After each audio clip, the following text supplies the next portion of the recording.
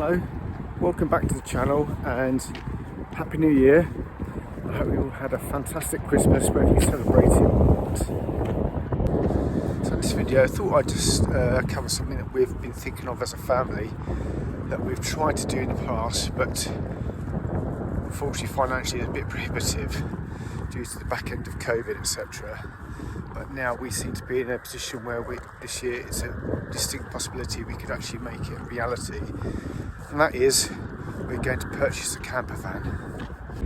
Hopefully we're going to document the process from test drives to purchase and our first camping expeditions as a family, but we've got some criteria that we've got to fulfil.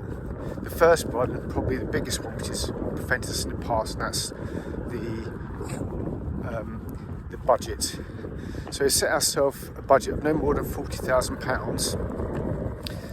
Then the other stipulation is it's got to be able to fit in a parking space where we live, so we don't block in other homeowners where we are, because we don't have a drive or a garage. Our wish list for the camper van include having a pop-up roof, because we need a minimum of 4 berths. So that's the aspiration. I talked about the financial budget and the desirables that we'd like to have on the camper van. Let's go and do the good stuff and test drive some vehicles. So this is the first one we looked at, a 5-speed manual 2021 plate in Lincoln. So up here it's got the pop roof with 2 berths, and it had a rock and roll bed downstairs. It doesn't have solar panels on it, unfortunately, but as you can see it's been done to a really high spec with lots of storage, and it's been really well made. In this part here, significant space for food storage with a really nicely fitted sink, and then next to it on the left a 2-ring hob.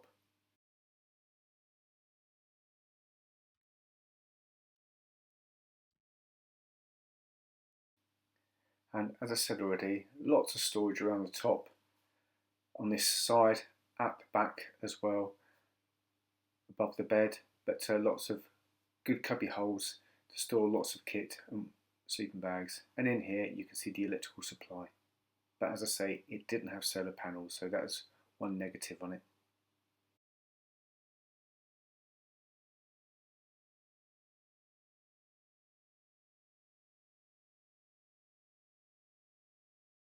And below this storage at the back by the doors, on the back of the rock and roll bed, you've got the mattress.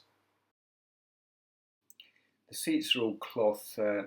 One of our small aspirations is potentially have leather seats, but if we didn't get those, it wouldn't be a deal breaker. So let's go on with the test drive. So for a 5-speed manual, it was very smooth. The gear change had been nice and crisp, and at 65 miles an hour it was putting about 2,500 revs. But all in all, for this car, for the price of £40,000, it was very smooth, very well made, and it's definitely a strong contender for a future purchase.